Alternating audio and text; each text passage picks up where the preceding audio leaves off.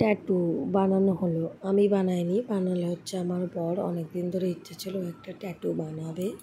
যাই হোক, ওর হাতে আর একটা ট্যাটু আছে। আর এটা হচ্ছে হাতে পাঞ্জাতে বানালো। এটা হচ্ছে ওঙের মধ্যে হচ্ছে স্বস্তির সাইন। যাই হোক, চলো ট্যাটুটা কীভাবে বানানো হলো দেখি। এই যে আমরা দুজনে মিলে রেডি হয়ে বেরিয়ে গেলাম।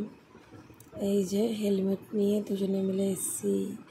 এই যে গাড়ির কাছে আসলাম, দিয়ে এবার দুজনে মিলে যাওয়া হচ্ছে। টুকটুক টুকটুক করে টুকটুক টুকটুক করে যাওয়া হচ্ছে। চলো যেতে থাকি যেতে থাকি যেতে থাকি। টুকটুক টুকটুক করে করে করে করে যেতে থাকছি। চলো চলে এলাম ট্যাটু পার্লারে। ট্যাটু পার্লারটা হচ্ছে বাগুইআটি কেষ্টপুরের মধ্যে, কেষ্টপুর রবীন্দ্রপল্লী। তোমরা যারা কেষ্টপুর রবীন্দ্রপল্লীতে থাকো, যদি কেউ ট্যাটু পার্লারে এসে ট্যাটু করতে চাও, আমার থেকে জিজ্ঞাসা করবে বা আমার কমেন্ট বক্সে কমেন্ট করবে, আমি বলে দেবো কোথায় আছে।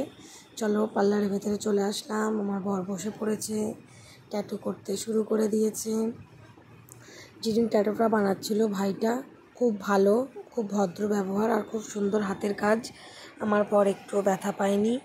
এত বড় ট্যাটুটা করলো, একটুও ব্যথা পায়নি, খুব সুন্দরভাবে হয়ে গেল। যাই হোক, আমি লুকিয়ে লুকিয়ে একটু ভিডিও করছিলাম। আমার বর বারণ করেছিল যে ভিডিও করবে না, লুকিয়ে লুকিয়ে একটু ভিডিও করেছিলাম। যাই হোক,